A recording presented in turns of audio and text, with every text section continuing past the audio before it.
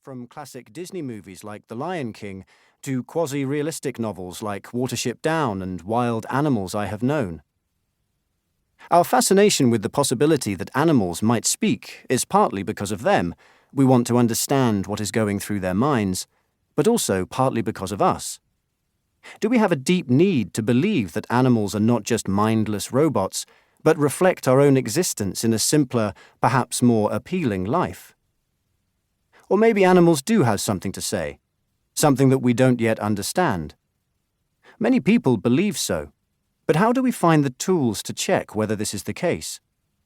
Philosophy and religion, intuition and common sense have, until recently, dominated our struggle to understand animals. On one hand, some philosophers, such as Immanuel Kant more than 200 years ago, have declared quite unequivocally that animals cannot be talking meaningfully because they lack rationality. Religious leaders have tended to agree, because placing humans on a unique pedestal supports many religious narratives of the special place that humanity occupies at the pinnacle of all creation. On the other hand, we all feel that animals might have more to say, maybe even believe that they are talking to us. Neither approach has managed to give us a really satisfying resolution. There simply cannot be a single yes-no answer to such a question.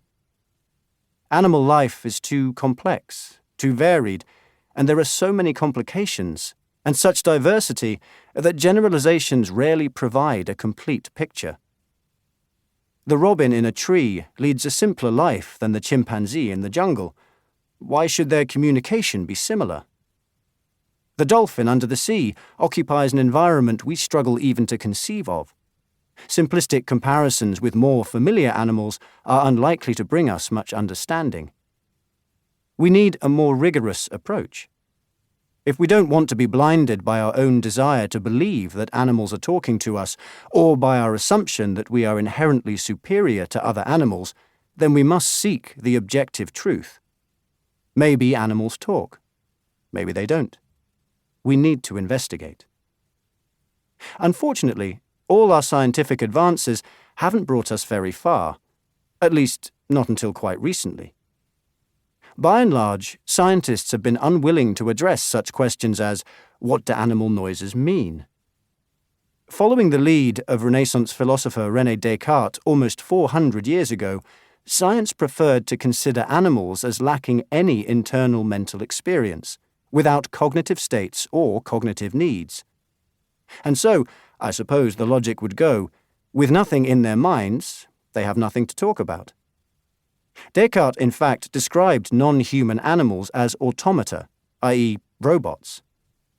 In a peculiar literary twist, illustrating how ignoring animal consciousness is fraught with problems, the term robot was coined by Czech science fiction writer Karel Čapek in his dystopian 1920 play R.U.R. But Čapek also wrote an incisive novel, The War with the Newts, in which humanity's assumption that animals are no more than mindless automata eventually brings about its own destruction. Even though some progress was made when experimental psychology emerged 150 years ago, scientists were still primarily interested in probing the workings of the brain as if it were a mysterious black box. By watching rats running around a maze, white-coated experimental psychologists studied how animals reacted to certain stimuli rather than questioning what they were thinking. Measuring how quickly, or how slowly, an animal learned that one button dispensed food while another button delivered an electric shock taught scientists that animals could learn, but gave no clues about why they learned. It seems obvious to us now, used as we are to TV nature documentaries, that the scientific study of animal behavior should examine the ways animals behave in the wild, rather than being restricted to experiments in the lab. But the rationale was that, if animals were mere automata, responding instinctively to any stimulus, then it should be possible to discover everything about them inside the lab. Probing, either with clever experiments using mazes and puzzles, or by placing electrodes in an animal's brain to measure the electrical activity, should reveal how animals work, just as dismantling a car engine will tell you everything you need to know about internal combustion.